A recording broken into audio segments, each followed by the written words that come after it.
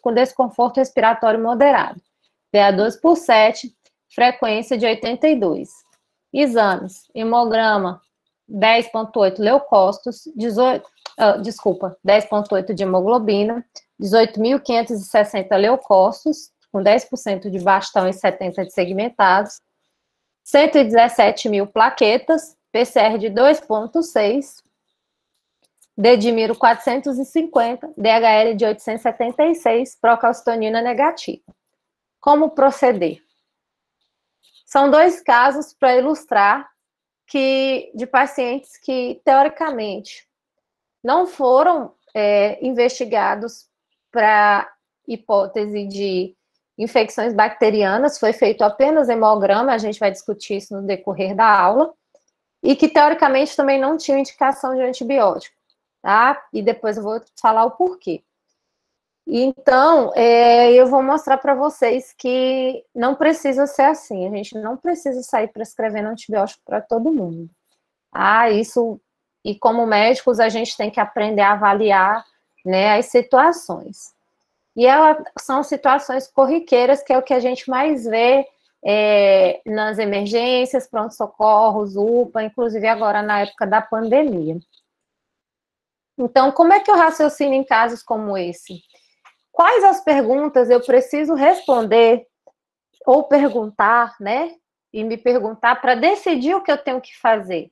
Então, para eu tomar decisões, isso tem que ser rápido, claro, mas eu tenho que responder alguns questionamentos. Eu tenho que ter essas respostas na minha mente para poder escolher o antibiótico e escolher também se eu vou prescrever. Porque nem sempre eu preciso prescrever antibiótico, né? Às vezes eu posso aguardar, às vezes eu tenho que investigar outras coisas até, sim, iniciar a prescrição. Então, eu tenho que responder algumas perguntas. O que é um antibiótico? O que eu quero tratar? Qual o efeito esperado? E como eu quero tratar? Por que eu tenho que saber o que é um antibiótico? Porque o antibiótico, ele causa a morte, né, de bactérias. Então, ele pode ser classificado como bactericidas ou bacteriostáticos. O bactericida, ele causa a morte da bactéria, e o bacteriostático, ele inibe o crescimento microbiano. Então, primeira definição. Os antibióticos, eles surgiram entre a Primeira e a Segunda Guerra Mundial, e houve um ganho muito grande na Segunda Guerra, porque os soldados levavam, né, as penicilinas dentro das mochilas, e isso evitou muitas mortes, né, por infecção nos campos de batalha. Então, houve um ganho muito grande entre a Primeira e a Segunda Guerra Mundial no que diz a questão de tratamento de infecções bacterianas. E, reforçando, e para ficar claro, antibiótico não mata parasita, não mata vírus e não mata fungo. O segundo caso é um caso de infecção por coronavírus. E não estou falando de casos de complicações, né, de sequelas de coronavírus, que já é um outro tema, mas em casos iniciais a infecção ela é viral, ela não é bacteriana. Portanto, talvez não teria indicação de utilizar antibiótico. Por quê? Porque é uma infecção viral. Então, às vezes a gente avalia paciente com infecções não bacterianas utilizando antibióticos. Por isso que eu fiz questão de colocar a definição do que é antibiótico. Porque, às vezes, as pessoas parecem que esquecem o que é antibiótico e começam a prescrever para outros fins, para tratamento de doenças que não, né, infecções bacterianas. Alguns antibióticos têm função como antibiótico, né, bactericida, e função antiparasitária, como, por exemplo, contra alguns parasitas, né, como, por exemplo, a sulfametaxazol trimetropina. Mas isso é uma exceção, né, e isso é um assunto para uma outra aula. Só para mostrar para vocês, então, essa aqui é uma linha do tempo de surgimento de novos antibióticos. Cada vez menos tem se descoberto novos antibióticos, e isso é um problema muito grande, porque nós estamos ficando sem opções. Vou mostrar para vocês algumas culturas onde não há muito o que fazer, infelizmente, porque não tem opção terapêutica. E o abuso de antibióticos na prática clínica leva a essa resistência. Então, o que está acontecendo? Pacientes que nunca ficaram internados, que vão pouco a serviços de saúde, vão pouco aos hospitais, chegam, internam por outros motivos e quando você colhe culturas, tem bactérias resistentes. Eu vejo isso muito na maternidade, quando gestantes que internam às vezes para ganhar bebê ou por outras intercorrências da gestação, quando a gente coleta cultura, as culturas vêm positivas com bactéria resistente, sendo que aquela paciente nunca ficou internada, nunca fez procedimento, né? Só frequenta realmente o posto de saúde. E isso realmente é um problema, porque às vezes a gente não tem opção de medicação para fazer, ou tem medicações que são tóxicas para o feto, e a gente tem que decidir se vai tratar ou não. Então, são situações que chegam a algumas vezes ficar bem complicadas.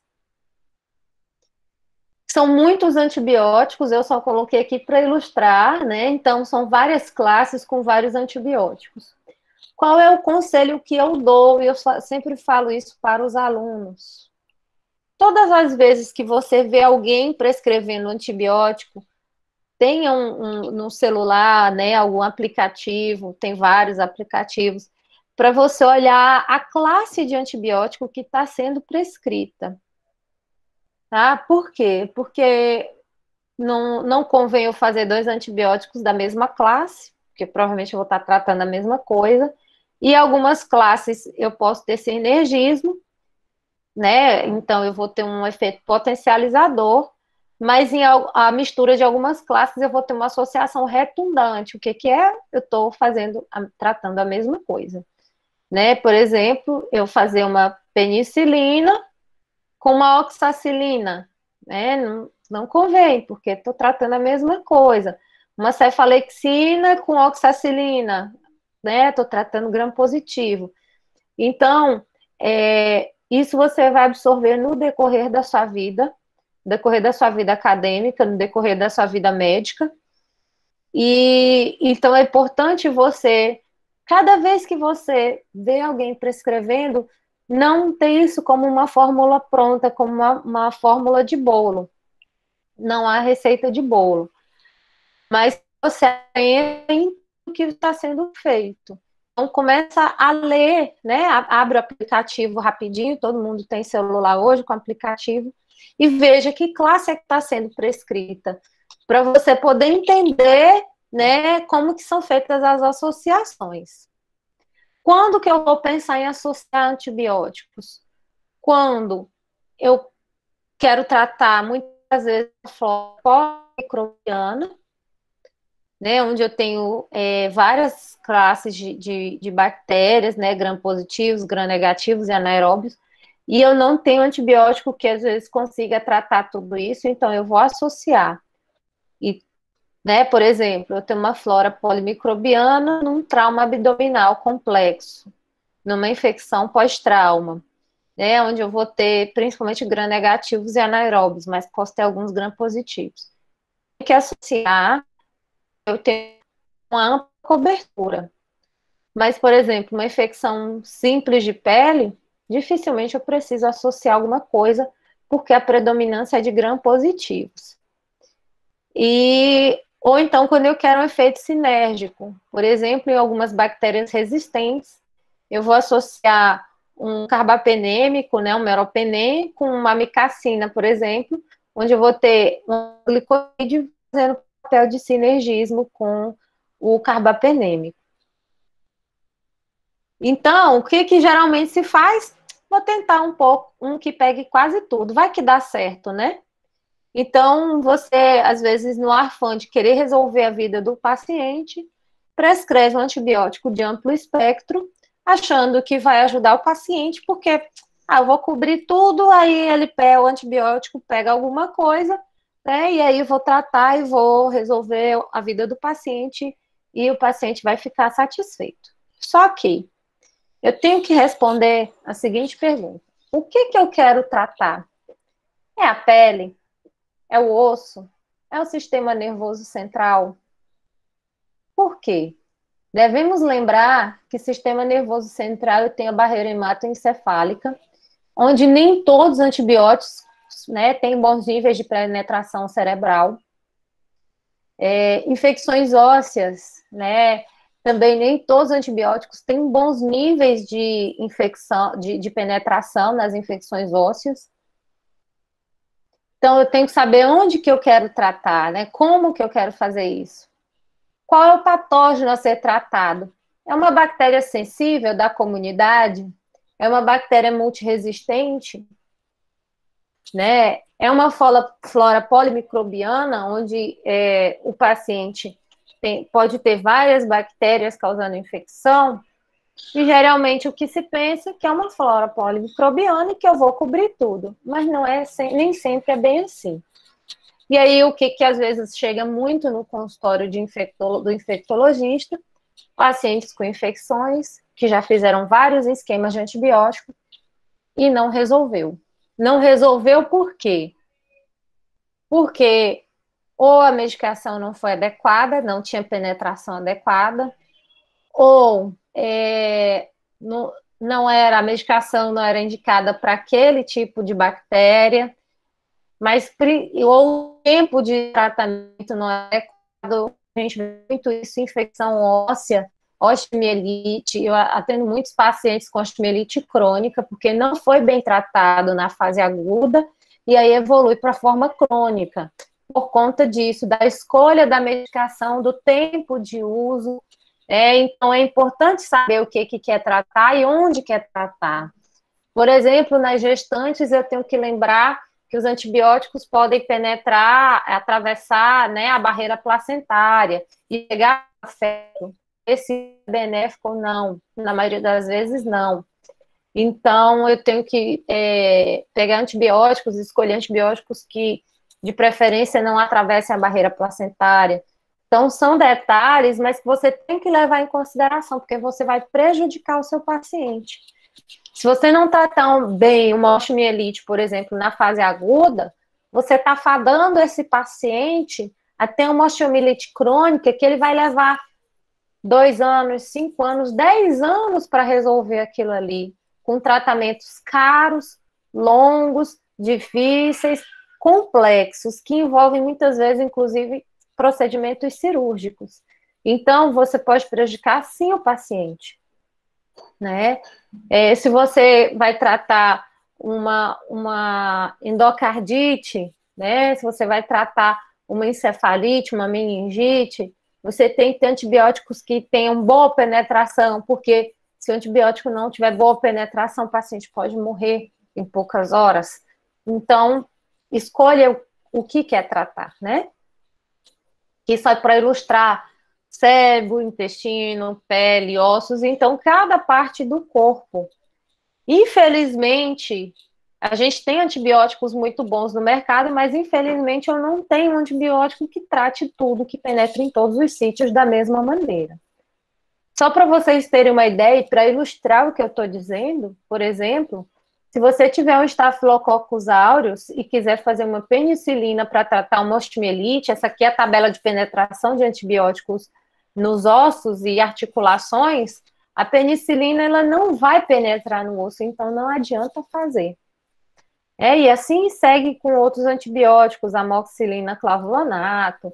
Então, depende da bactéria, depende do local, né, onde você quer tratar.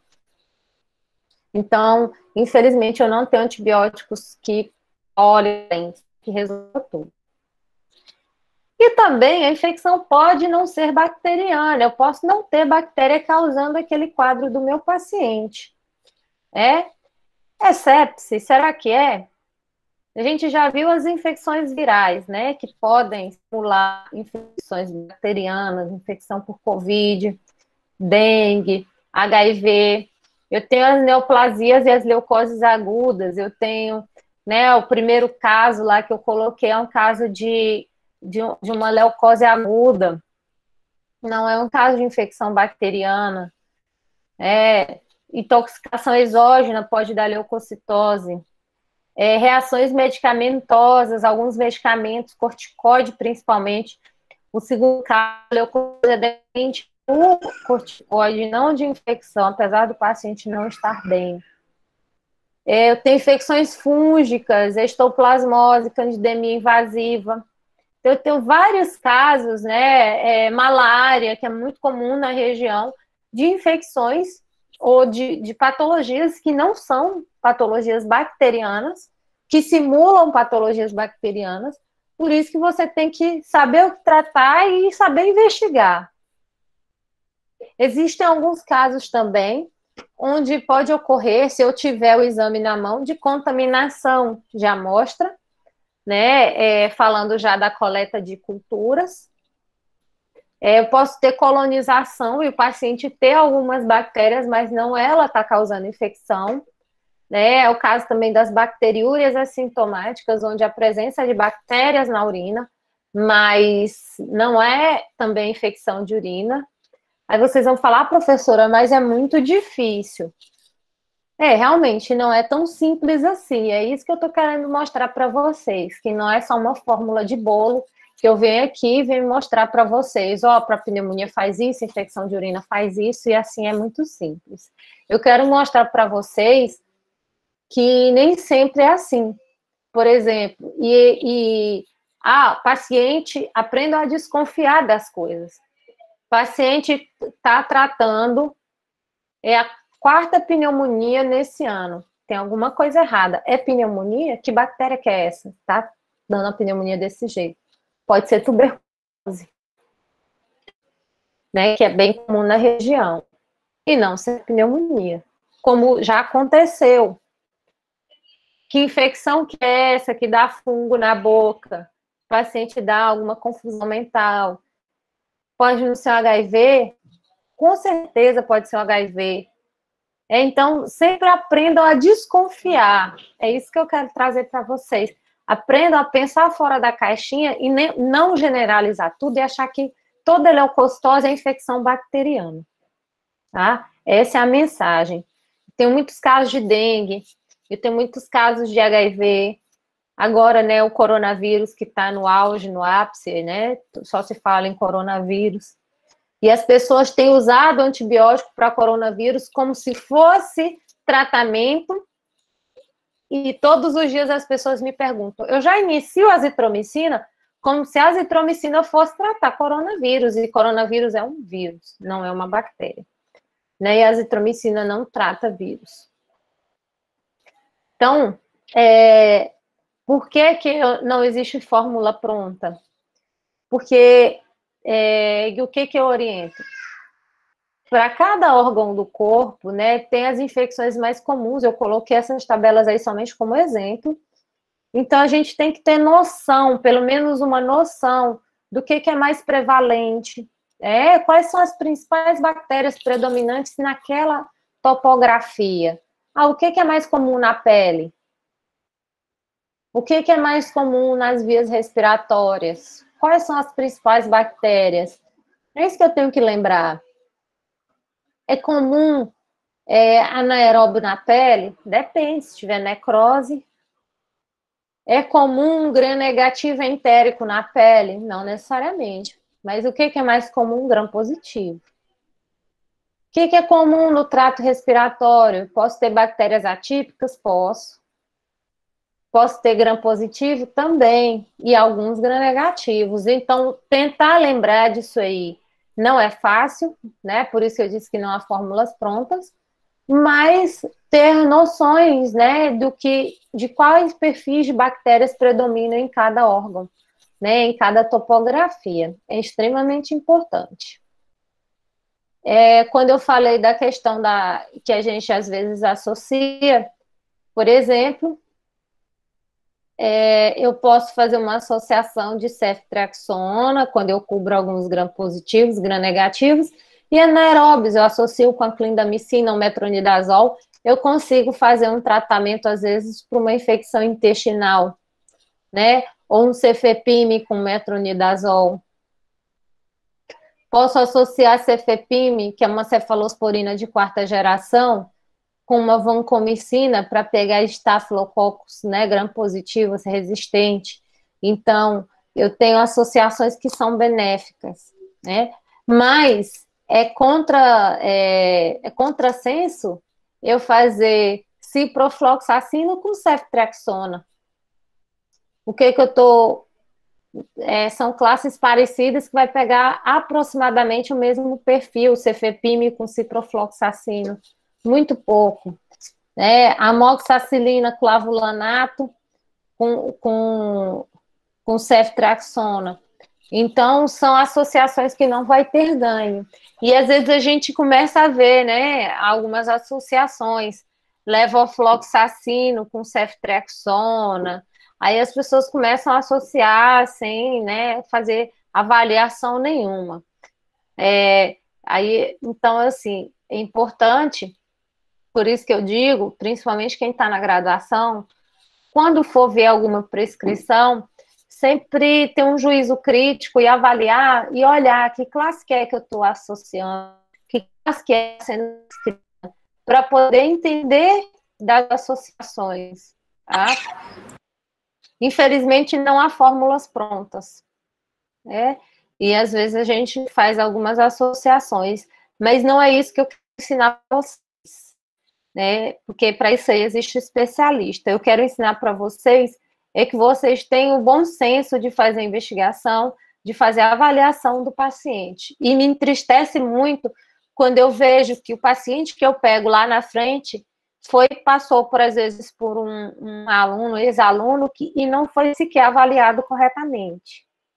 E aí o paciente chega lá na frente e aí a gente vai ver uma dengue, um HIV, um outro quadro que não tem a ver, né, com o quadro, né, com o que foi tratado, e sequer o paciente foi investigado, né, não é porque ninguém tem bola de cristal e a gente, às vezes, pode sim prescrever antibiótico, às vezes, sem ter muita indicação, mas não investigar é o grande problema, não examinar, né, não simplificar as coisas, né? A gente sempre tem que pensar fora da caixinha, sempre tem que pensar que pode ser alguma outra coisa. Falando nas associações, para que vocês saibam de um dos grandes problemas que a gente tem, né? Falando de bactérias multiresistentes, a gente tem as bactérias, que é um acrônimo, né? Que a gente fala que são o escape, né?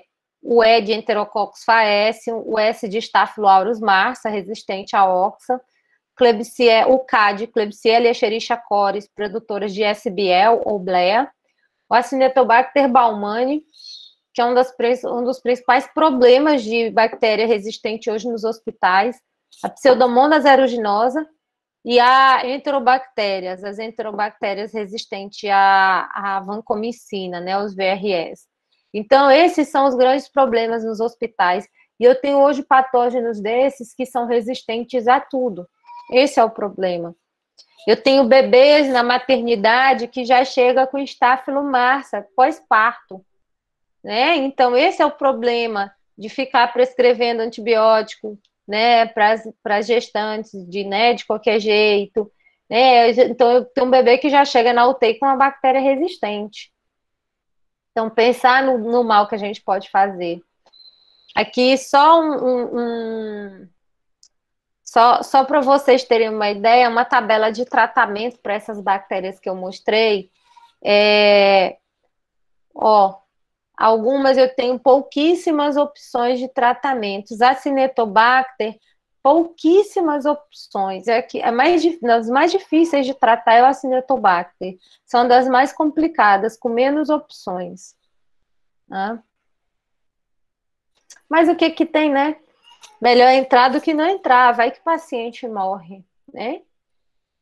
Esse dado, ele é antes da pandemia, né? Nós não sabemos como que a resistência a antibióticos vai ficar após pandemia, mas a gente tem estimado para 2050, esses dados são de 2014, são um dos últimos trabalhos mais recentes de relevância que tem, mostrando que eu teria até 2050 10 milhões de mortes por bactérias multidrogas resistentes. Ah, professora, mas por que que ninguém fala? Porque isso não é documentado, ou é pouco documentado. O Brasil, agora que esse movimento de documentação, vamos dizer assim, ele ganha força. São N problemas, não vou citar aqui para vocês, mas nós temos um problema estrutural muito grande pela questão da notificação dos dados do coronavírus. A gente pode extrapolar para algumas outras doenças. Então, é uma dificuldade grande eu estar notificando uma doença que estamos em pandemia, né, que tem toda essa comoção médica, social. Vocês imaginam eu diagnosticar, notificar adequadamente e documentar mortes por bactérias multidrogas resistentes. Então, o paciente às vezes morreu de um AVC, mas ele tinha uma bactéria multiresistente. Ele morreu de um infarto, mas ele tinha uma bactéria multidroga resistente. Ele morreu de câncer, mas ele tinha uma bactéria multiresistente. Então, essa documentação, às vezes, nem sempre ela é fácil. Mas eu acredito que estamos caminhando. Então, mostrar para vocês que não é algo tão insignificante assim. E que todos nós temos parcela de culpa, como eu estou dizendo. Eu atendo bebês lá na maternidade que às vezes chegam com bactéria multiresistente. Um bebê que acabou de nascer, tem 1, 2 dias de nascido. Isso é um problema. Porque além de ser um bebê, ser extremo de idade, muitas vezes, extremo de peso, são bebês às vezes com 800, 900 gramas, menos que 1 quilo, às vezes idade gestacional também muito precoce, né, menos de 30 semanas, e já tem bactéria resistente. Então, é um problema sim. E aí, às vezes, a gente está enfrentando agora, que na pandemia, além da gravidade do Covid, alguns pacientes, não todos, estão tendo infecções por bactérias multiresistentes já lá na frente, nas UTIs. Com infecção, com internação prolongada, porque às vezes o paciente interna com Covid e às vezes adquire infecção por bactéria resistente. Então, é um problema. E fora a questão dos gastos, né, uma infecção comum, comunitária, eu vou gastar aí em torno ou menos de R$ 100 para tratar uma pneumonia ou uma infecção de urina, por exemplo, mas para tratar uma infecção hospitalar, eu vou gastar alguns milhares de reais ou de dólares, a depender da evolução do paciente, onde eu tenho alguns antibióticos que o valor de custo por dia chega a mais de R$ 1.000. Então, para uma semana, dá aí pelo menos R$ 7.000 de tratamento. É bem discrepante. Então, são pequenas ações nossas no dia a dia, na nossa realidade, lá no pronto atendimento, no PS, na UPA, no posto de saúde, que contribuem para isso, né? Que chega até situações complicadas como essa. Aqui na Europa, né, só para vocês verem, as bactérias matam em média 33 mil pessoas por ano, principalmente na Itália. São dados da revista The Lancet, tá? São estimativas, mas só para vocês terem uma ideia, dados no Brasil bem documentados. Ficou meio ruim a foto, mas essa é uma foto de uma bactéria de uma Pseudomonas aeruginosa, onde ela é resistente a todos os antibióticos. E aí, na hora que ele toma um infecto, e aí ele me chama, doutora, vem aqui avaliar um paciente. Aí, quando eu chego lá, tem culturas como essa, por exemplo. Aí, infelizmente, a gente não tem o que fazer. Às vezes trata, mas sem perspectiva de melhora. E, infelizmente, a gente tem que escrever que não há perspectiva de tratamento para este caso. E aí é complicado. Como é que você diz para uma família, para um paciente que não tem como tratar? E como que ficou assim? Entenderam a situação? Isso é um paciente fictício, tá? Não é daqui, mas isso aí acontece frequentemente. E outra coisa que eu tenho que lembrar, qual que é o efeito esperado? Eu quero fazer profilaxia ou eu quero tratar? Tem diferença enorme. Só que às vezes o cirurgião, com medo de complicação, em vez de fazer profilaxia, que é tratar o que não é para ser tratado, né? Aí eu dou um tiro com bala de canhão, né? O que que eu quero? Estou matando uma formiga com bala de canhão, eu saio atirando para todo lado. Então, eu tenho que avaliar o que que eu quero fazer, né, ao prescrever esse antibiótico. E eu tenho alguns níveis, né, de evidência, onde eu vou desde o profilático até o terapêutico. Quando eu prescrevo antibiótico profilático, eu estou avaliando que o paciente não tem infecção, e esse paciente, ele não tem infecção, mas eu quero evitar aquela infecção, então eu faço antibiótico profilaxia. E para diversas doenças hoje a gente tem vários e vários protocolos, né, principalmente para profilaxia cirúrgica, mas tem outras profilaxias, onde a gente tem vários protocolos, onde a gente consegue prescrever com segurança antibióticos para prevenir doenças. Mas eu não tenho evidência de infecção. Eu tenho o nível preventivo, onde eu tenho alguma evidência diagnóstica. Eu acho que eu vejo isso, às vezes, nas profilaxias secundárias, por exemplo, paciente HIV, paciente com câncer, onde o paciente, às vezes, já teve aquela doença, eu quero prevenir recorrência. Eu tenho nível preemptivo. O que é terapia preventiva? O paciente ele ainda não apresenta sintomas, mas ele tem alterações laboratoriais que me permitem o início de tratamento para evitar complicações. Vejo isso, a gente faz isso muito em pacientes oncológicos, tá? Um exemplo famoso, né, bem utilizado, é o uso de galactomanana como terapia preventiva para aspergilose invasiva. Quando aumenta os níveis de galactomanana, eu não preciso esperar o paciente ter clínica. Eu já tenho guidelines que orientam, né, que comprovam que o início precoce de tratamento reduz mortalidade, então a gente já inicia tratamento. Eu tenho um outro biomarcador, que é a beta-D-glucana, para candidemia invasiva, né, em pacientes oncológicos também. Então, eu não espero ter infecção em atividade, doença sintomática para tratar. Serve para todas as doenças? Não, infelizmente não. Né? Serve para algumas doenças, tá? E algumas bem estabelecidas, como essas que eu citei, aspergilose e candidemia, são as principais. Não serve para tudo, né? Outras doenças, mediante exame positivo, nem sempre a gente tem indicação de tratar. E o nível terapêutico, quando eu tenho clínica, alteração clínica, laboratorial, e isso me permite o início de tratamento, e eu sei o que eu quero tratar, eu tenho certeza, e meu paciente tem sintoma. Nisso tudo, eu tenho que pesar eficácia do tratamento, eventos adversos e custo. Por exemplo, nessa questão que a gente falou, nos custos, né, no tratamento de uma aspergilose no paciente oncológico, o risco é a morte do paciente. E os custos de um tratamento, além da questão da evolução do câncer, são piores do que o tratamento da doença, porque é um tratamento bem caro.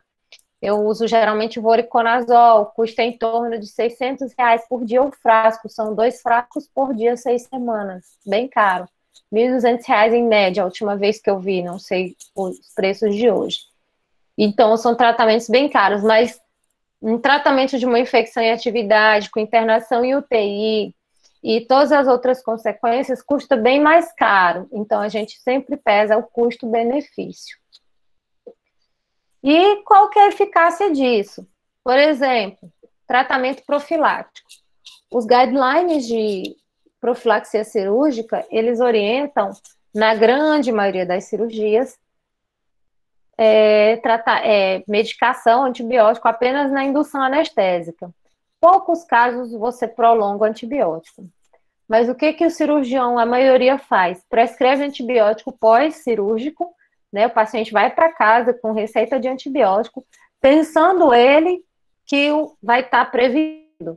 os trabalhos da literatura mostram que esse antibiótico tem pouca eficácia, envolve custos e aumento de eventos adversos, e bem como de resistência bacteriana.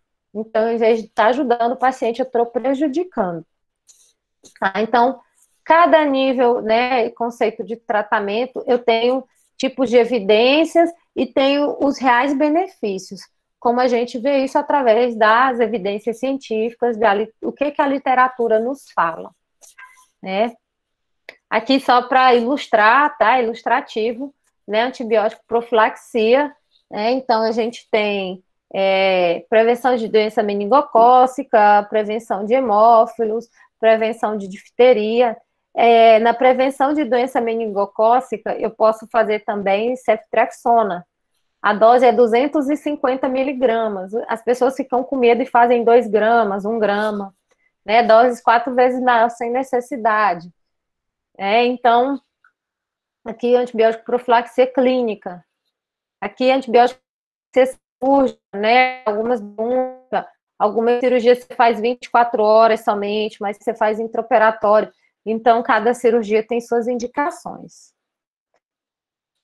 Vamos para outra pergunta. Eu consigo documentar, né? A gente estava falando, né, de o que eu quero tratar, como é que eu vou tratar, e eu consigo documentar isso? O ideal é que eu tente documentar na maioria das vezes. Algumas vezes eu não vou conseguir, mas o ideal é que eu tente documentar. Porque, como eu disse, muitas vezes pacientes com infecções por bactérias resistentes, pacientes da comunidade. E também você está fazendo uma terapia adequada àquele caso, né?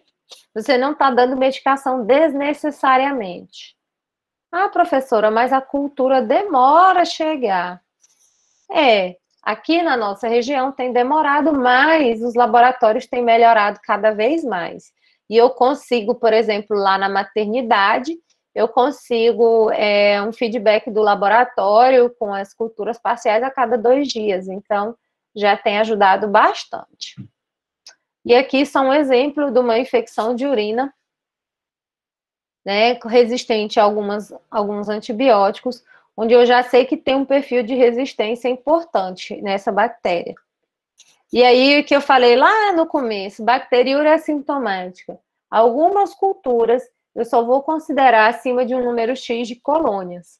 Se eu tiver Escherichia coli aqui, que cresceu somente 20 mil unidades formadoras de colônia por ml, eu não vou considerar infecção de urina, porque esse valor não é capaz de produzir infecção de urina, né? A gente só considera acima de 100 mil unidades formadoras de colônia, tá? Então, abaixo de alguns determinados valores, a gente não trata algumas infecções. O mais conhecido, o mais famoso nas infecções de urina, somente acima de 100 mil UFC. Abaixo, eu vou considerar contaminação, colonização, mas eu não vou tratar. Porque não há indicação, não há evidência na literatura que eu prescrevendo antibiótico vai melhorar alguma coisa. E nem sempre o foco da infecção é aquele, pode procurar que possivelmente vai ter outro foco. Aqui no Brasil, a gente tem, para auxiliar a documentação dessas bactérias resistentes, que eu falei no começo, que é um problema mundial, tem o BRCAS, foi criado já há alguns anos, é um comitê brasileiro de susceptibilidade aos antibióticos, e esse BRCAS, ele tenta documentar todas essas bactérias resistentes, todos esses, e tenta fazer esse perfil, traçar o que é sensível, o que é resistente, para poder definir as normas de tratamento no Brasil, porque de cada país é diferente. Aqui é uma cultura, tá? Uma urocultura também, que eu tenho somente 60 mil unidades formadoras de colônia. Então, esse aqui não requer tratamento. E tentar sempre avaliar. O BRCAST tem uma plataforma, está na internet, disponível. O Infecto, que usa muito, né, porque a maioria das pessoas não conhece esse site, mas a gente tenta sempre trabalhar em conjunto com o pessoal da microbiologia, que está mais está mais familiarizado com essas questões de sensibilidade e resistência e nos auxilia na hora de decidir como é que a gente quer tratar. Aqui é um outro caso, né, de fragmento ósseo, Klebsiella pneumoniae, né, onde eu tenho um perfil bem importante de resistência, e eu teria aqui só como sensível amikacina, colistina e tigeciclina.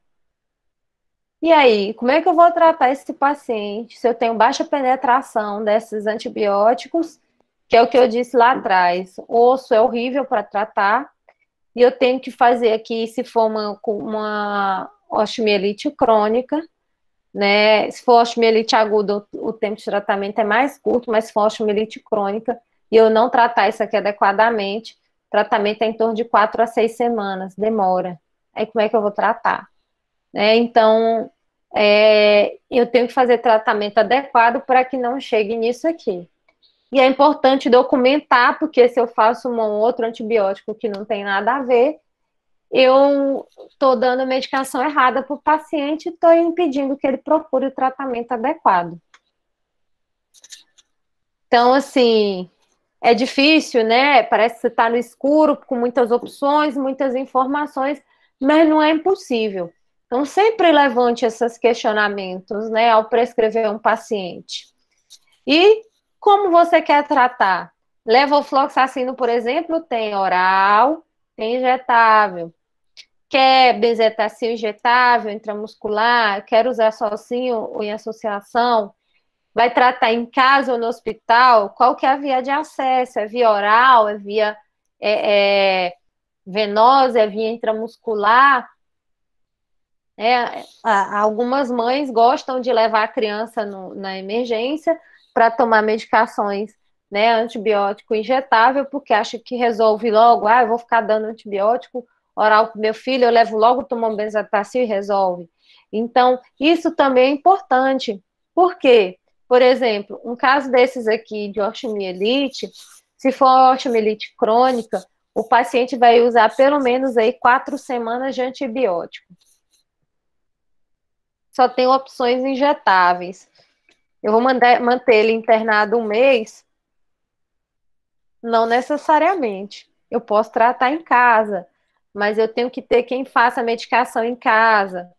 Então, são aspectos importantes a serem decididos com o paciente.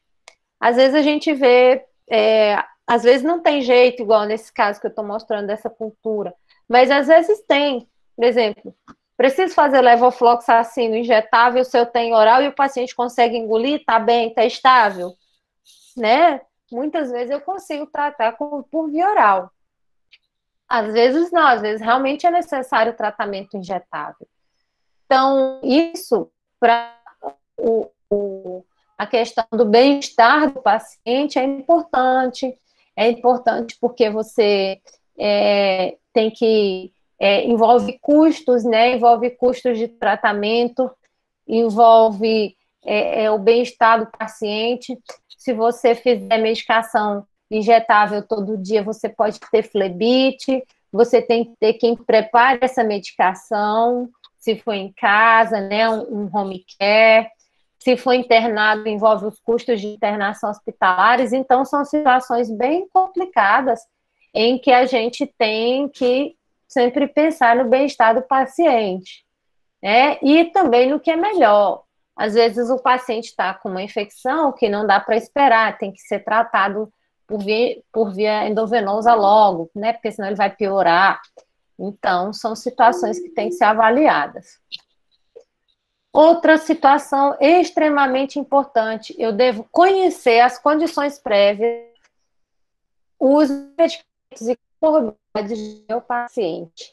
Isso aqui, esse slide, para mim, é um dos mais importantes e é um dos mais esquecidos. O paciente tem doenças prévias, diabetes, DPOC, câncer, usa medicamento imunossupressor, corticoide, outros, tem mobilidade, né, acamado, né, paciente às vezes é difícil para engolir, então é melhor passar às vezes injetável, porque não engole, né, então assim, tem mobilidade, é extremo de idade, bebê recém-nascido, é idoso, tem idoso que não gosta de tomar comprimido, prefere tomar solução oral. Alguns antibióticos eu tenho essa opção. Extremos de peso. Dificilmente a gente vê cálculo de medicação para extremos de peso, principalmente, não estou falando só nos injetáveis, não, nos orais também é importante você estar procurando na bula. Algumas medicações você tem que estar preocupado com isso. Como é que vamos pensar aqui? Uma mocinha de 50 quilos, você vai fazer a mesma dose para um rapaz que pesa 120? Não vai ter a mesma biodistribuição no organismo, né? E a polifarmácia, interações medicamentosas.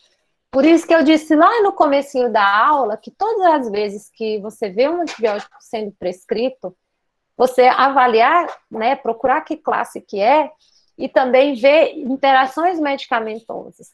Algumas medicações em uso concomitante podem aumentar ou diminuir os níveis de antibiótico. O mais famoso de todos, anticoncepcional oral e antibióticos. É o exemplo dos mais famosos.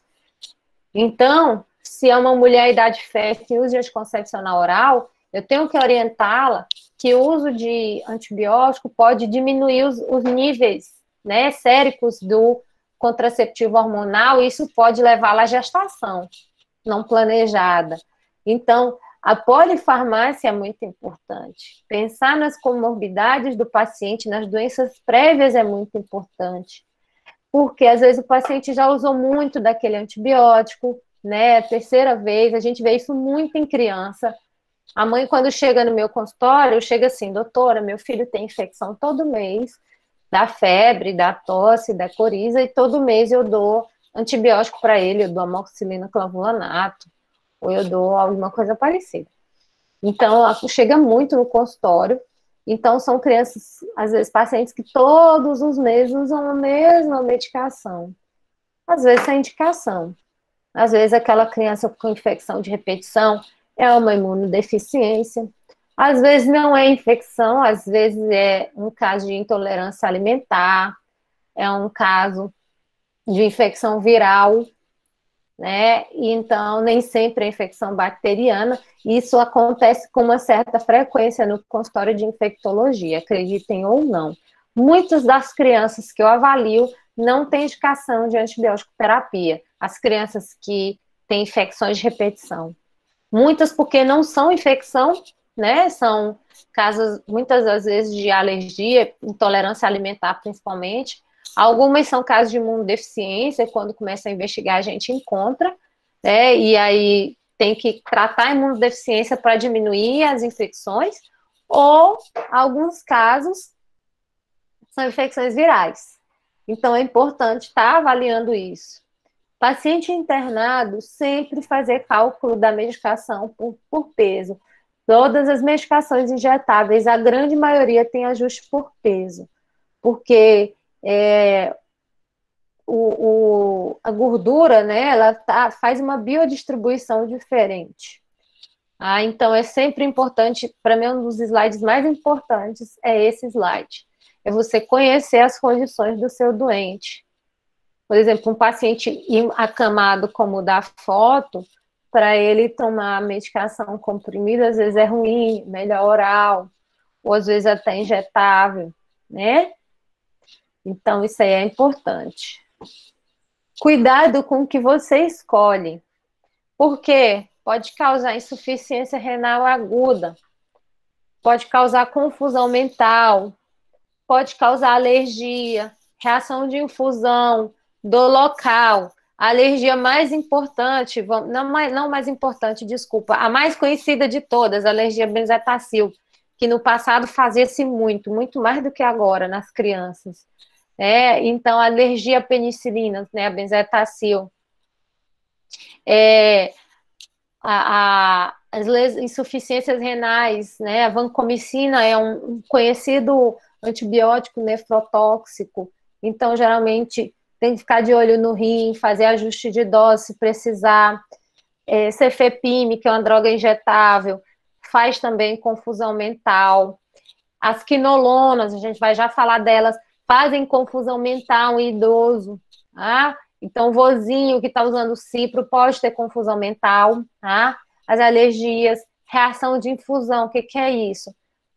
Dependendo de como fizer a medicação, se fizer rápido demais, você pode ter efeitos no organismo, né? Efeitos colaterais. Uma reação de infusão conhecida não é um antibiótico, é um antifúngico, é a anfotericina B.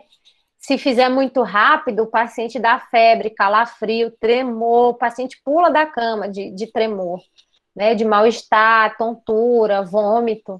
Uma reação de infusão com outra, né? Vancomicina, se feito muito rápido, dá síndrome do homem vermelho, que é porque fez muito rápido, não é uma reação alérgica, essa é uma reação de infusão. Do local, né? A benzetacil famosa, penicilina benzatina, dói muito, né? Quem já tomou sabe que dói. Então, são situações que a gente tem que pesar. Por isso eu vou deixar de prescrever? Nem sempre. Às vezes eu tenho que pesar o custo-benefício. E é mais importante que eu faça a medicação. Só que eu tenho que saber os danos que eu estou causando no meu paciente e avaliar se aquilo realmente é necessário. Né? E ficar de olho, né, nas coisas que a gente está provocando. Né? Lembrando das quinolonas. As quinolonas foram... algumas foram retiradas no mercado. E desde 2018 saíram esses alertas dizendo que com relação à questão dos efeitos colaterais graves. Aí um vai chegar e vai falar assim: ah, mas eu nunca vi efeito colateral de ruptura de tendão de Aquiles, de dissecção de aorta, talvez porque nós não sejamos, né, nem ortopedista, nem cirurgião cardíaco, nem intensivista, né?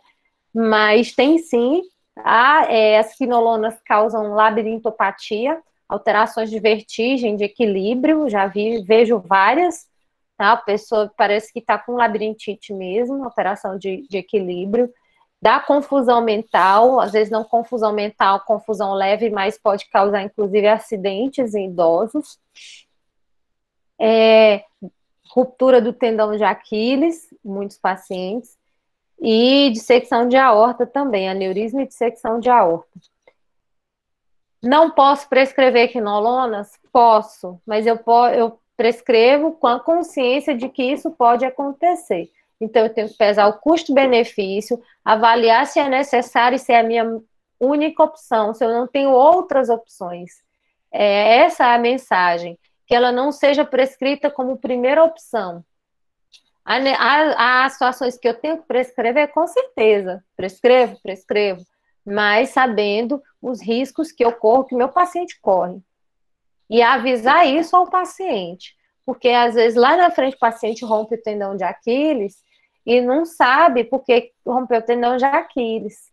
Tá? Ou o paciente está usando quinolona e aí ele começa a ter vestigem, tontura, confusão, pode cair, ter risco de queda muito grande, escorregar, né? Aí já gera uma outra consequência, fratura, TCE e tudo mais. Então, fora a questão, o paciente às vezes pela tontura não consegue se alimentar, são situações bem, bem complicadas. E aí a gente às vezes faz, né, pensa, então eu tô numa roleta russa, né? Será que eu vou acertar? Será que eu vou errar? Mas a gente tem que sempre pesar, né, as situações. Então, eu prescrevi um antibiótico, eu tenho que saber se é infecção, se eu sei qual o local provável, quais são os prováveis patógenos a serem cobertos, qual o meu objetivo de tratamento e como eu vou tratar. É fácil? Não. Mas isso com a prática clínica, observação diária, né, ao conhecer as classes, a gente consegue, sim, ter bons resultados. Eu não vou falar das classes na aula, porque são muitas classes, né? Um curso de antibióticos duraria aí algumas semanas para que as classes ficassem bem dadas, vamos dizer assim, bem explicadas. É praticamente impossível falar das classes em uma hora e meia de aula, tá? Então, por isso que eu preferi esse outro tipo de abordagem, e também porque não existe fórmula de bolo, né? Fórmula pronta. Então, antes eu fazia isso na disciplina, durante todo o módulo da disciplina, né? Então, é bem mais complexo do que a gente chegar aqui e ficar falando de classes. Os antibióticos, eles podem ser inadequadamente prescritos quando, né? Quando não tem necessidade, quando eu uso antibiótico de largo espectro de forma excessiva, né? E de espectro estreito incorretamente, quando a dose é maior ou menor do que o adequado para a infecção, quando a duração do tratamento é maior ou menor do que o adequado. Eu já vou falar de duração, quando a utilização do antibiótico não é ajustada ao resultado microbiológico, chega à cultura e eu não troco a medicação, quando se demora muito para iniciar o antibiótico nas situações graves. Não é porque eu tenho que avaliar que também eu não vou prescrever e vou atrasar o início. Eu só estou orientando as situações que você tem que pesar, né, e se perguntar quando for iniciar, mas se houver suspeita de sepse, choque séptico, realmente há que iniciar rapidamente, né? Sendo que depois é feito o descalonamento. E essa frase, né, tem que sempre andar conosco, né, médicos, curar algumas vezes, aliviar quase sempre, consolar sempre, que é de Hipócrates, que é o pai da medicina. Então, eu sempre tenho, nem sempre eu vou conseguir curar, tá? Mas eu tenho que tentar consolar e aliviar. Então, mas o paciente veio aqui comigo no PS, estava com febre, ele vai sair sem receita de antibiótico? Às vezes vai, mas ele vai sair com um médico que avaliou, fez exame físico, está investigando o que ele tem.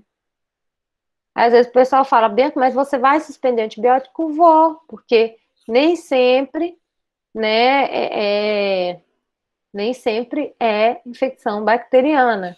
A gente vê muito isso em criança, quando às vezes faz infecção viral, né, amigdalite viral, e as mães querem iniciar antibiótico, e não vai ter benefício. Diarreia, gastroenterite viral, as mães querem entrar com antibiótico, não tem benefício.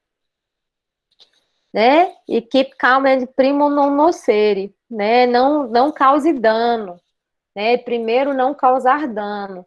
Então, não cause dano ao seu doente, primeiro de tudo, né? Tente curar, tente aliviar, mas não cause dano.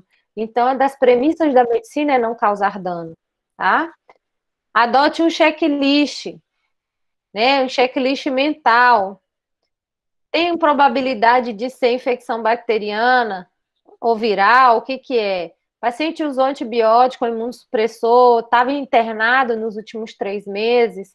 Se ele estiver internado, pode ser uma bactéria resistente.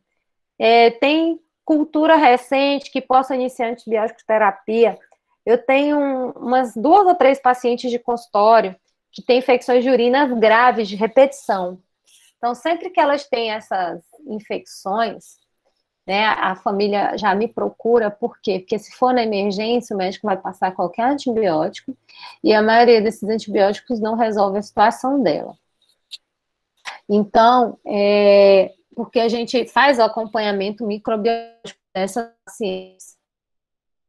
Verificou se tem alergia, comorbidade, né, tem insuficiência renal, hepática. O antibiótico escolhido, a posologia, a duração, está de acordo com a recomendação local, nacional, internacional. Para antibiótico terapia como quinolonas, na ausências de outras alternativas, discutiu com quem é o seu médico. Sempre que é necessário, né, é possível, é necessário fazer quinolona, não tem outra alternativa, discutiu com o seu infectologista, se no seu hospital tiver. Então, o que que eu faço? Como é que eu vou prescrever isso? Felizmente, para nossa alegria, para nosso alívio, existem protocolos diversos, tá? Para vários tipos de doença. As grandes instituições, os principais hospitais no Brasil, têm seus protocolos próprios, tá? As principais sociedades, né? Sociedade de Pediatria, de Pneumologia, de Ginecologia e assim por diante, também tem seus protocolos próprios. Então, é ideal que você siga protocolos. Apesar de eu ter dito que não existem receitas de bolo, mas existem os protocolos que servem para nos guiar e nos nortear. E então, tente, eu não sei como é que eu faço, eu não sei como é que eu trato. tente ler os protocolos, tá? E os protocolos vão te ajudar nessa tomada de decisão. Inclusive, os protocolos orientam quantos dias de medicação, quais são as opções, né, que você tem para escolher as principais. E é muito importante seguir protocolos. Vou só citar um exemplo. Não é infecção bacteriana, é uma micobactéria, mas, por exemplo, tuberculose, o último protocolo, para pacientes maiores que 70 quilos, aumentou de 4 para 5 comprimidos. A maioria dos clínicos que atendem pacientes com tuberculose nas UBSs não sabe disso. Inclusive, no começo, quando eu comecei a prescrever 5 comprimidos, alguns disseram que não tinha essa dose e tudo, os pacientes voltaram, foi meio confuso, mas depois deu certo. Então, sigam protocolos, tá? A maioria dos hospitais tem, tá? Os grandes serviços, os principais serviços têm. Se o seu serviço não tiver, siga os protocolos da sociedade, você vai estar respaldado, você vai estar fazendo o melhor para o seu paciente e você não vai estar tão perdido assim. Tente, no seu local de trabalho, usar biomarcadores. Nem sempre é possível, então eu coloquei se possível. Nem sempre é possível, porque às vezes as suas condições de trabalho, né, o local que você se encontra, não permite o uso desses biomarcadores. Os mais famosos, PCR, VHS e leucócito. Leucócito é um biomarcador, né? Mas eu tenho, mais recente agora, as procalcitoninas e ainda em estudo as interleucinas. A queridinha da vez é o uso da procalcitonina. Ela melhora muito o prognóstico, né, de tratamento do paciente. Eu vou mostrar por quê. Aqui, a interleucina, ela aumenta com 3 horas, né, antes de 3 horas de infecção, ela já aumenta, principalmente a interleucina 6. Então, as interleucinas são muito promissoras, principalmente no diagnóstico de sepse bacteriana.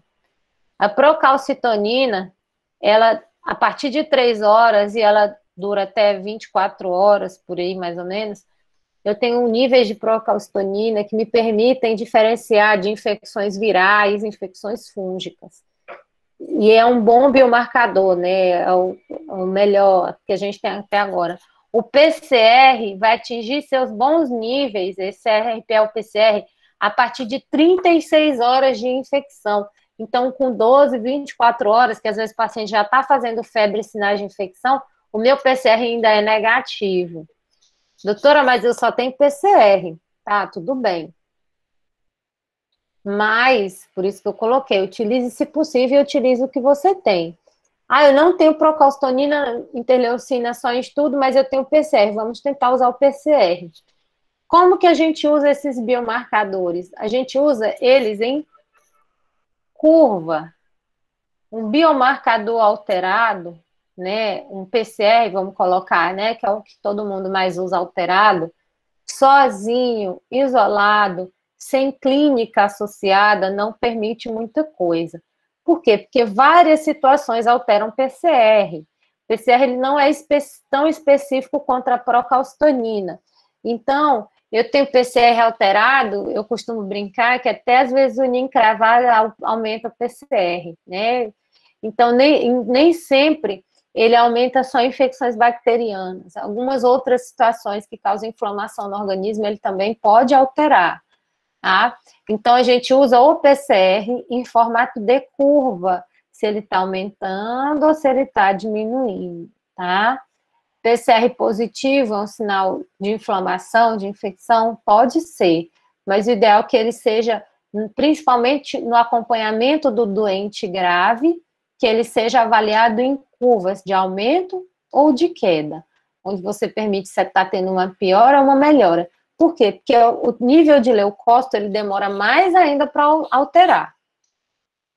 Esse trabalho aqui, né, ele mostra, né, o quanto mais específico que é essa linha preta e sensível específico é o PCR.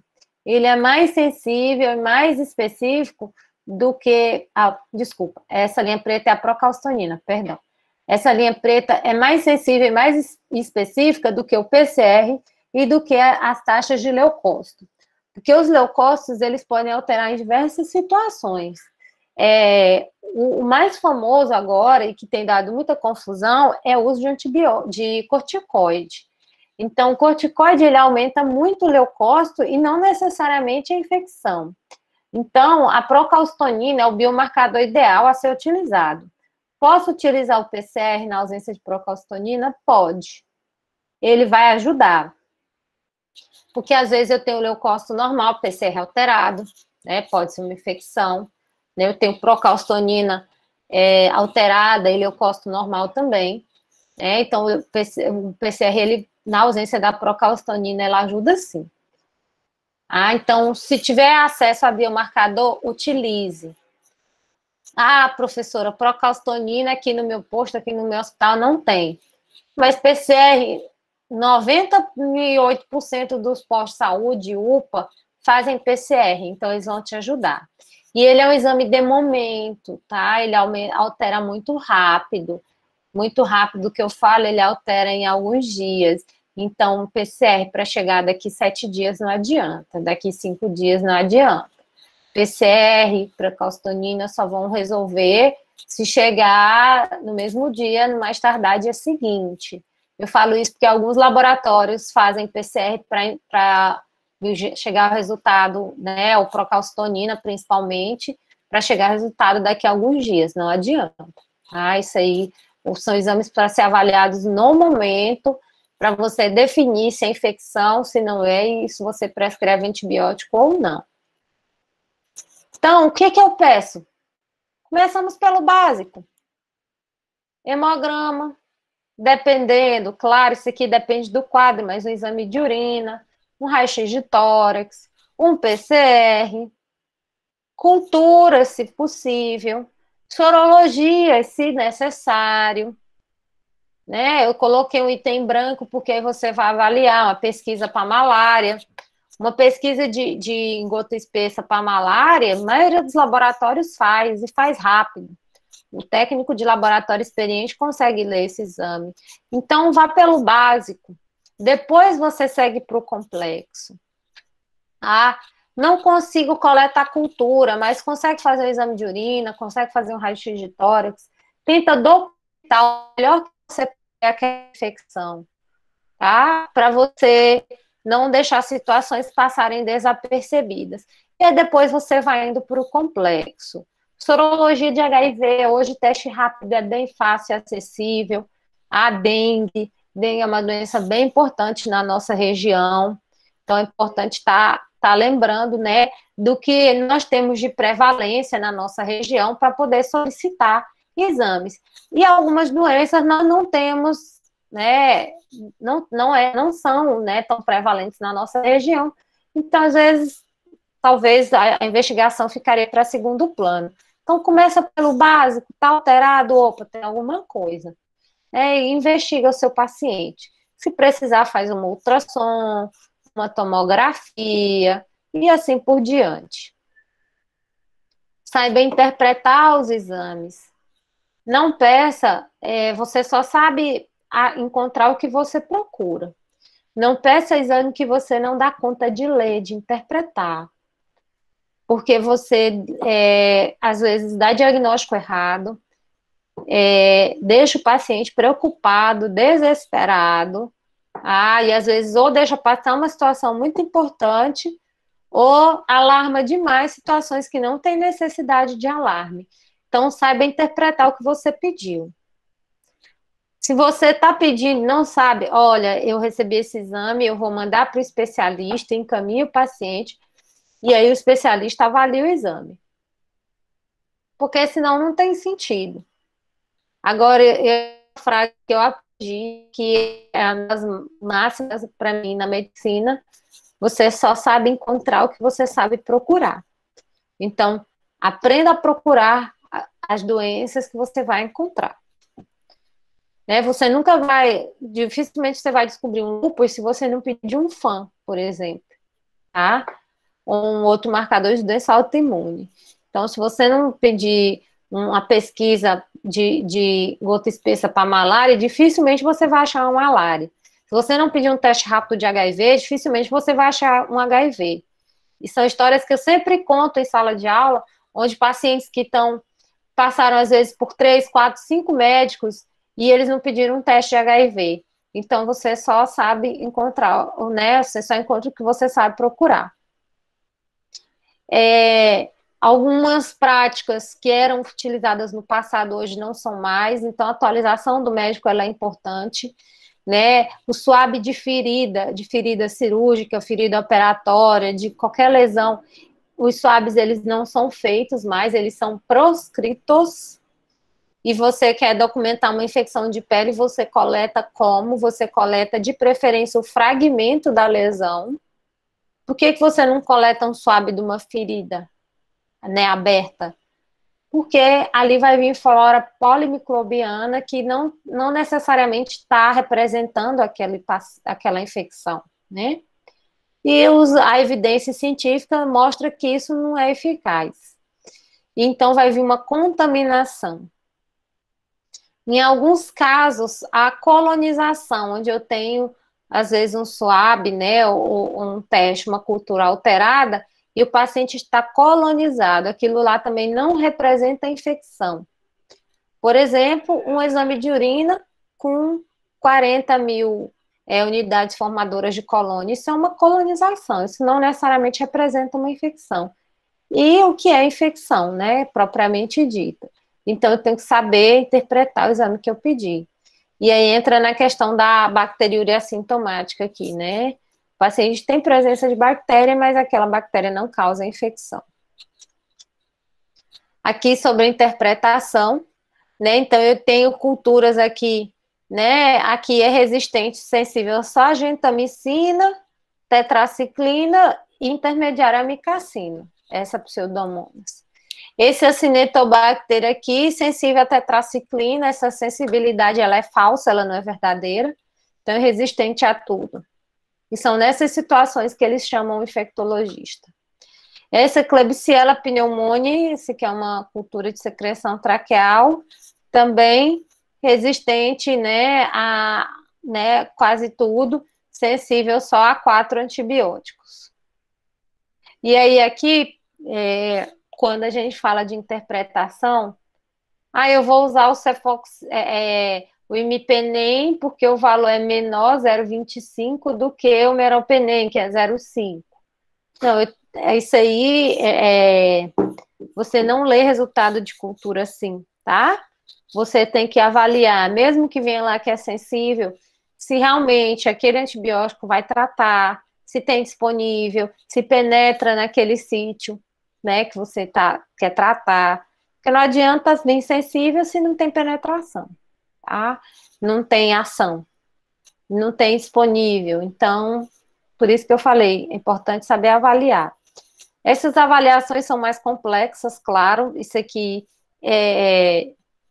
na grande maioria das vezes, eles nos chamam, né? Chamam o especialista, é para isso que serve o especialista, né?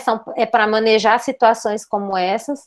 Mas eu só estou mostrando isso aqui para vocês para mostrar o que leva o uso desordenado de antibiótico, tá? Leva a situações como essa. Não quero jamais que seja um parente meu, um amigo meu, porque são situações que tem pouco o que fazer, principalmente se forem infecções muito graves, pacientes graves, instáveis, que geralmente é assim que ocorre, pacientes em UTI. Então, é nessas situações que a gente não quer que chegue, tá? Então, a situação ideal. O que é o point of care? O máximo do cuidado é a teranóstica. A teranóstica hoje, que é o futuro da medicina, né, é o uso de biomarcadores que seriam específicos, com o uso de medicações específicas, baseadas no DNA. Um exemplo, dipirona, um comprimido é de 500 miligramas. Todo mundo precisa de 500 miligramas de dipirona? Todo mundo consegue absorver dipirona da mesma maneira? São questionamentos. Um antibiótico, 1 grama de ceftriaxona é o mesmo 1 grama para todo mundo? Para uma senhora de 90 anos e para um jovem de 15? Para uma pessoa de 120 quilos e para uma de 30 quilos? Então, a teranóstica, o pessoal tem estudado isso muito na oncologia, que é o uso de biomoléculas, onde essas biomoléculas, elas seriam moléculas biocompatíveis e seriam específicas para cada paciente, né? Seria uma situação ideal. Você prescrever um antibiótico na dose, na penetração, com tudo em situações ideais, né? Tem novos biomarcadores mais sensíveis e mais específicos para infecções bacterianas. Acho que as interleucinas são o futuro. Daqui a uns anos a gente deve ter algumas no mercado. O uso de culturas de qualidade, infelizmente, a solicitação de culturas, elas, agora que está começando, né, ter essa consciência que é necessário documentar.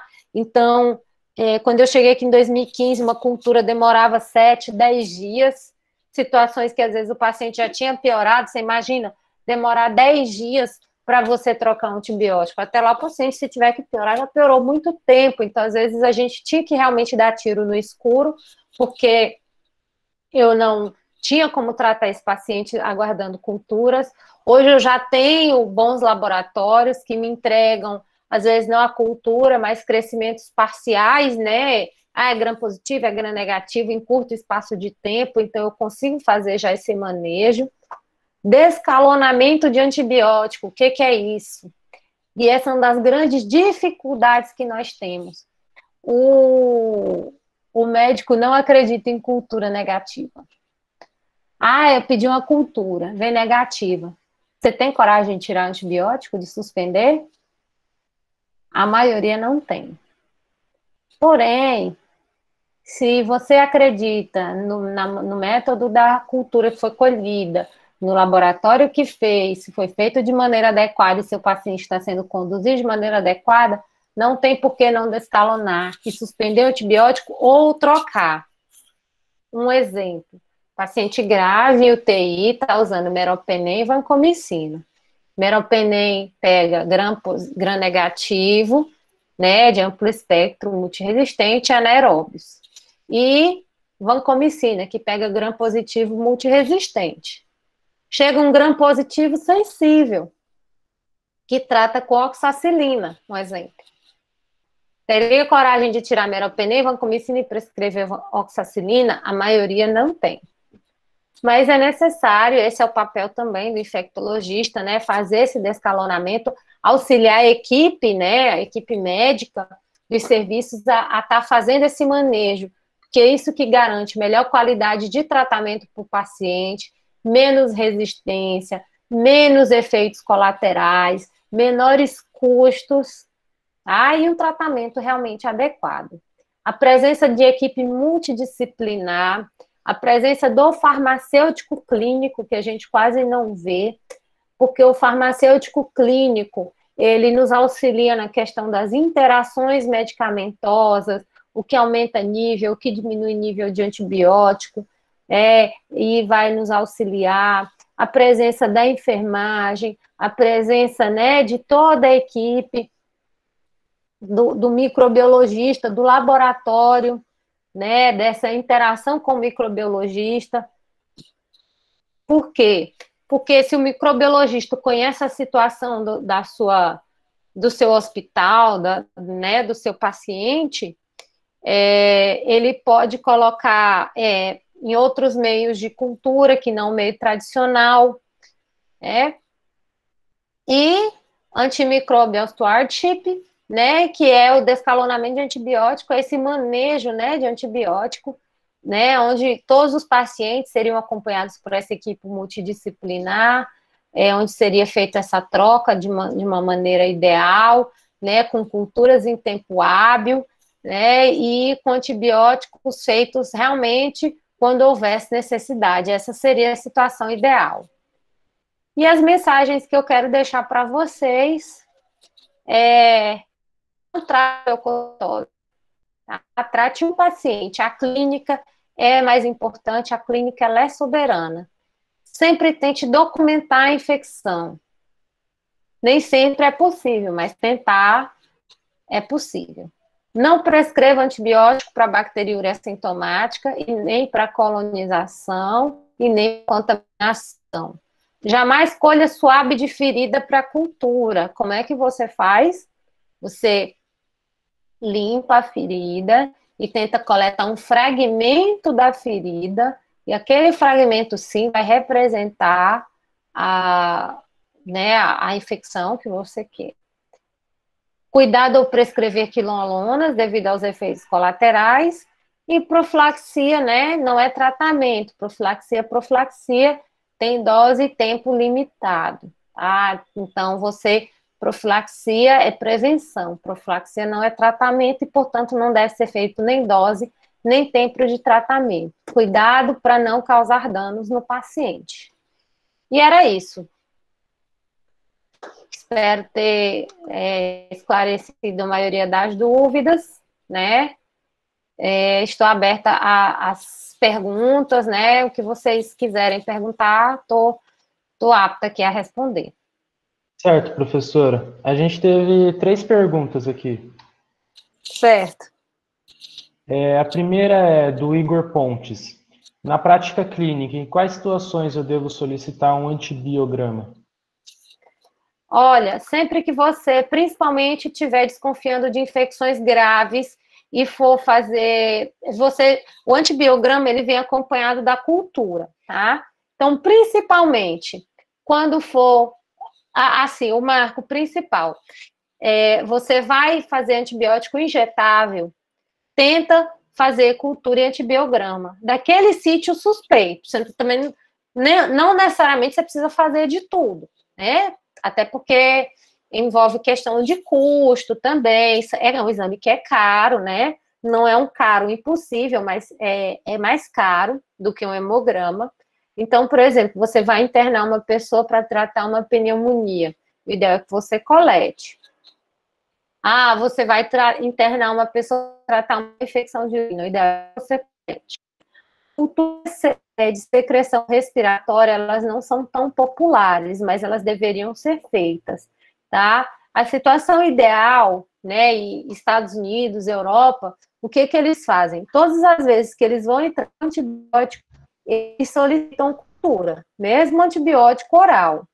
Na nossa realidade, no dia a dia, nem sempre é possível solicitar cultura para o paciente que vai usar antibiótico oral, por exemplo. Você está na UPA de plantão, você não consegue ficar pedindo cultura para toda pneumonia, para toda infecção que você avaliar, né?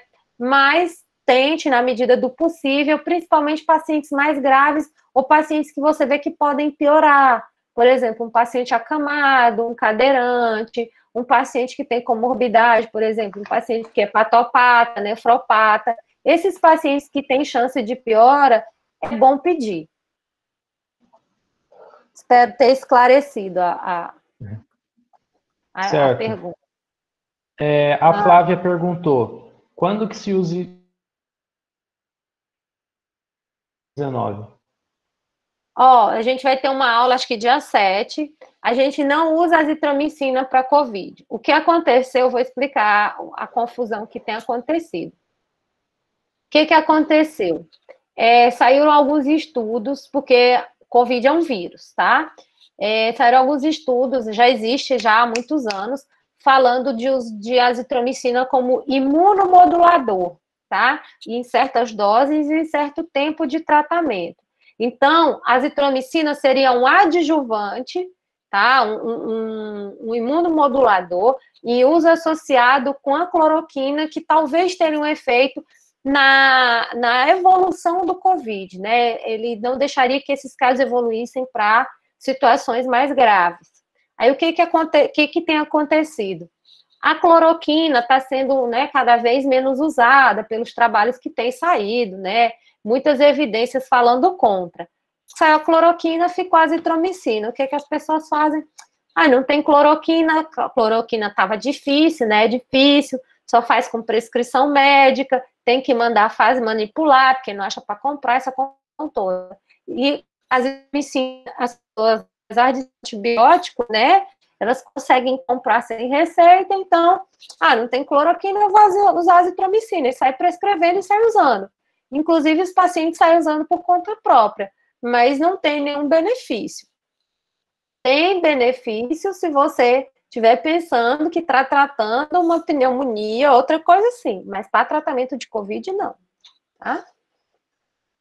Certo. A Flávia perguntou também, em um paciente com infecção do trato urinário, por exemplo, Escherichia coli, na ausência de cultura, qual que é a prioridade terapêutica?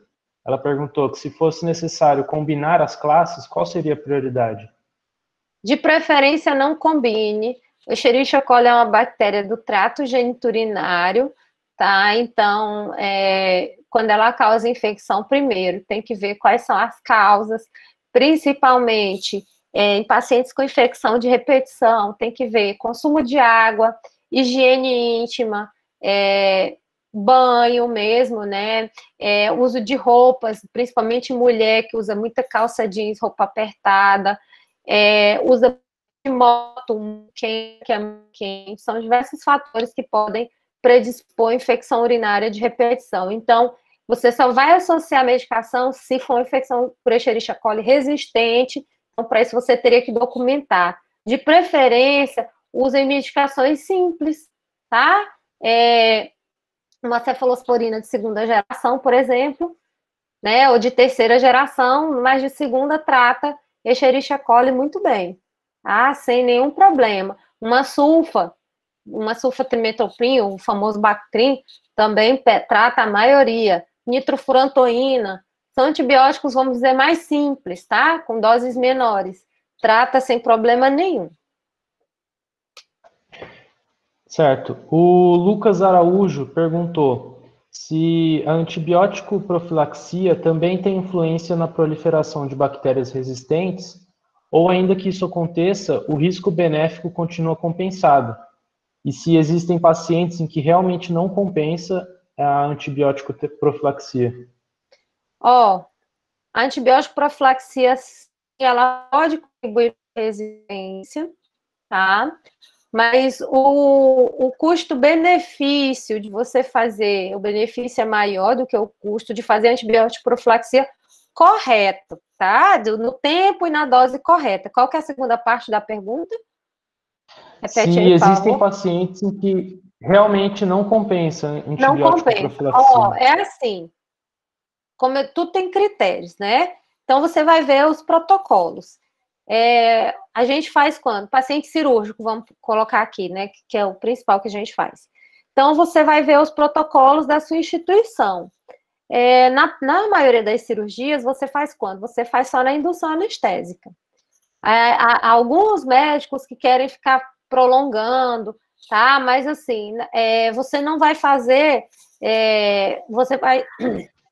Desculpa, se o paciente for alérgico, por exemplo, às vezes você tem que substituir, mas geralmente só uma dose ou poucas doses, né, como é a maioria dos protocolos, não tem tanto malefício. O malefício é você ficar prolongando isso desnecessariamente, como, por exemplo, a paciente faz uma cirurgia plástica, que é uma cirurgia eletiva, limpa, que não tem infecção, né, limpa porque é uma coisa eletiva. Vamos colocar uma cirurgia plástica, uma lipoaspiração, um exemplo, uma cirurgia de nariz, enfim, qualquer uma das plásticas. E aí ela teria a indicação de fazer somente antibiótico na indução anestésica, mas o cirurgião, com medo de perder a cirurgia, com medo de dar alguma coisa, ele prescreve tratamento. E a paciente sai de lá com 7 dias de antibiótico. Uma cesariana. Cesariana é uma cirurgia limpa também, né? E algumas vezes eletiva, outras não. Mas é uma cirurgia que às vezes é eletiva, só tem indicação de fazer antibiótico na indução. Os médicos prescrevem 2, 3 dias, o tempo que a paciente fica internada, e depois ainda mais antibiótico para casa. Então, assim, se você fizer só na dose indicada, não tem problema na 99% das vezes, tá? Guardadas as devidas proporções. O problema é porque as pessoas começam a extrapolar, e aí sim dá problema. Diga, o que mais? A Amanda Porpino perguntou qual que seria o benefício da ivermectina no COVID. Gente, Covid vai ter uma aula de Covid, dia 7, assistam, porque aí nós vamos falar de diagnóstico e tratamento de Covid. Todas essas medicações de tratamento para Covid são estudos, tá? Mas, assim, se formos pegar protocolos internacionais, protocolo italiano, americano, chinês, eles não têm, a maioria dos protocolos não tem essas medicações. Mas a gente vai falar de evidências científicas para essas medicações na próxima aula, porque, como diz, já é uma aula realmente, é bem, bem longa, tá? E envolve muito dado científico, é mais complexo, tá?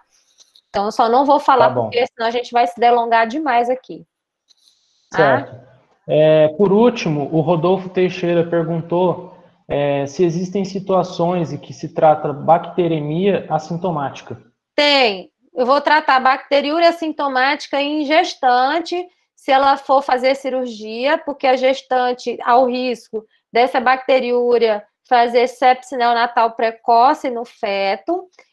Se eu for fazer uma cirurgia urológica, uma intervenção, porque eu vou mexer no trato geniturinário, né? Eu vou fazer uma cirurgia, então eu trato, mas são as exceções.